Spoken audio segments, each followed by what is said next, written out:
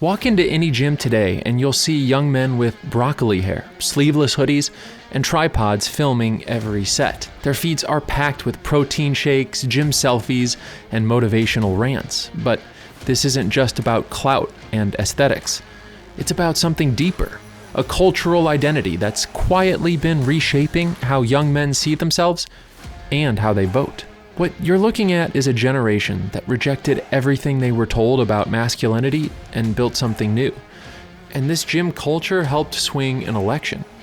How did chasing aesthetics turn into a political statement? Starting around 2015, something shifted in American culture. The Me Too movement gained serious momentum, bringing needed attention to workplace harassment and misconduct. But it also created an atmosphere where young men felt like they were walking through a minefield every day. One wrong comment, one misunderstood joke, and you could find yourself publicly shamed, or worse. The woke movement amplified this pressure. Traditional masculine traits like competitiveness, stoicism, even basic confidence got labeled as toxic masculinity. Social media made everything worse. Platforms like Twitter and Instagram became hunting grounds for anyone who stepped out of line. Young men watched their peers get canceled for posts they made years earlier, or for expressing opinions that were mainstream just months before. The message was clear: your way of navigating the world is harmful, and you need to fundamentally change who you are. Mainstream media piled on. Every major outlet seemed to run pieces about the dangers of masculinity. Meanwhile, when young men tried to voice their confusion or frustration, they were dismissed as fragile or privileged. Their concerns weren't just ignored, they were mocked.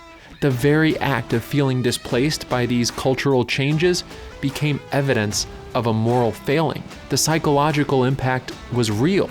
Imagine growing up being told that the way you communicate, your competitive drive, and your desire for achievement were signs that you were part of what's wrong with the world. That's deeply alienating, and these young men felt culturally homeless, rejected by the very society they were supposed to be part of. So where do young men go when society tells them that they're the problem? They don't just disappear, they find somewhere else to belong, somewhere else to fit in. And while mainstream culture pushed men away, something underground was pulling them in.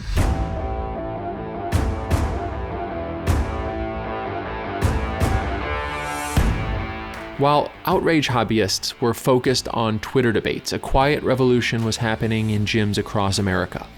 Young men who felt rejected by mainstream culture found something they couldn't get anywhere else, a place where results mattered more than opinions. Figures like David Lade became the symbol of this shift. His transformation from skinny teenager to muscular fitness icon wasn't just about aesthetics.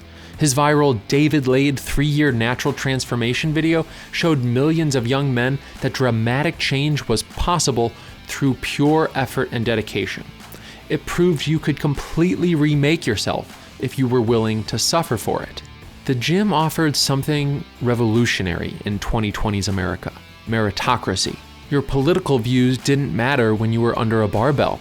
The weight didn't care about your pronouns or your privilege. It only responded to consistent work over time. For young men who felt like every other space in their lives had become politicized, this meant freedom. And here's what mainstream media completely missed.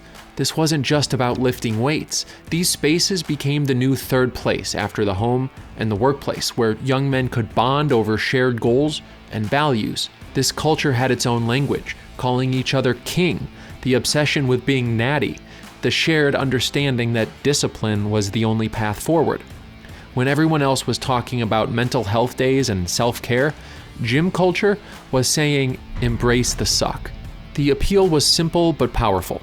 In a world where hard work could be dismissed as privilege and where ability felt secondary to identity, the gym provided clarity and meritocracy. You put in the work, you see the gains. This connection between effort and outcome felt revolutionary to young men who'd grown up in a culture that seemed to complicate everything else. Fitness influencers started packaging this message with conservative values and religious themes. Jesus is King appeared in Instagram bios next to deadlift numbers because both represented something authentic in a world that felt fake. The same guys posting their PRs were also posting Bible verses and American flags. In this way, it all came together, the gym becoming a sanctuary where traditional ideas about self-discipline, personal responsibility, and earned achievements weren't just accepted, they were celebrated. But this was just the beginning of a much larger political transformation. The gym culture's emphasis on personal responsibility and meritocracy naturally aligned with conservative political values. What caught everyone by surprise was how this connection would reshape the 2024 election. Here's what happened. While mainstream media focused on traditional campaign coverage, young men were getting their political education from an entirely different source. The manosphere had perfectly positioned itself to capture Gen Z men's attention through figures who were already part of the fitness space. Joe Rogan, for example, he wasn't just a podcast host, he was deeply embedded in MMA, fitness, and the broader culture these young men inhabited daily. He was one of them, and you're always more receptive to a message from one of us. Donald Trump recognized this shift and ran with it. He appeared on more than a dozen Manosphere podcasts during his 2024 campaign, and his appearance on the Joe Rogan Experience alone generated almost 60 million views. These weren't traditional political interviews either. Trump discussed politics, football, drugs, aliens, and UFOs, conversations designed to prove he could be one of the guys. And the numbers tell the story. Trump won with a large gender gap among voters under 30, young men significantly more likely to support him than young women. But here's the deeper issue that nobody wanted to address. The fitness culture exposed a massive contradiction in progressive politics. While woke culture embraced body positivity regardless of health outcomes, gym culture demanded results. The fat positivity movement, which celebrated obesity as healthy and beautiful, looked absurd to young men who understood that discipline and effort produced measurable improvements in their lives. The bro-industrial complex of podcasts and social media amplified these messages. Pre-election polling revealed most young people learned new information about Trump from social media, and 1 in 4 got information from podcasts specifically. Analysis showed that voters who consumed news from TikTok were more likely to switch to the Republican Party.